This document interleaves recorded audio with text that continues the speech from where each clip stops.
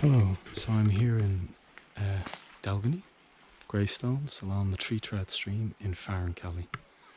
One of the happiest finds for me was finding an orchid. It's the only one in the whole location. I was analysing this location for over 4 months, and over that period of time I kept looking at this area to analyse, to observe the growth of the orchid over a few months. And I'm really happy to say it's still here, because Brendan Sawyers, who's one of the top specialists in orchids in Ireland, said that if there's deer, they like to eat them. And we do have deer, we saw one today. And you can see it's a beautiful hidden passage here that deer can go along. No one comes in here. The main field's up there. And anyway, so we waited a long time, and then finally we confirmed it was the broadleaf Helleborine orchid.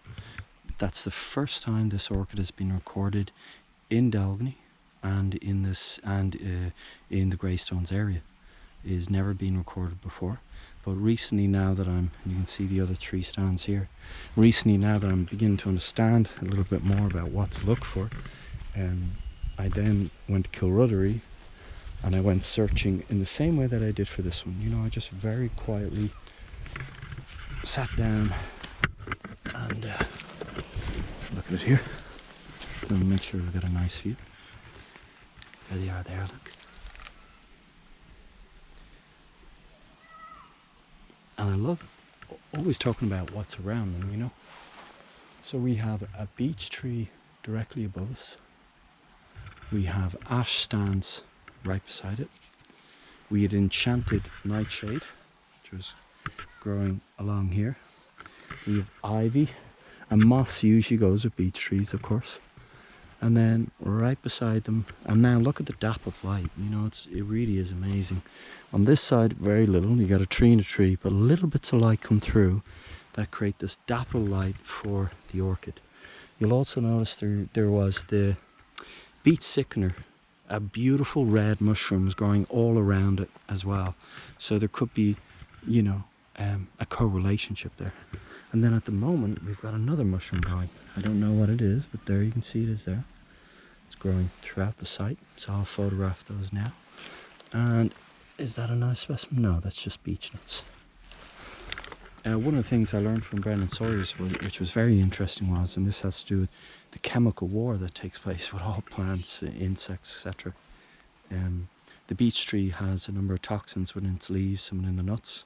And it has those in order that when they fall, it stops a lot of species from going underneath it and stealing its nutrients or causing it to become ill from their leaves. So in that way, it colonizes different parts of forests. Now the beech tree isn't from Ireland. It was introduced in the 1600s when the English came over. And in a lot of the estates, it was introduced as a really beautiful, majestic tree up until the 1900s.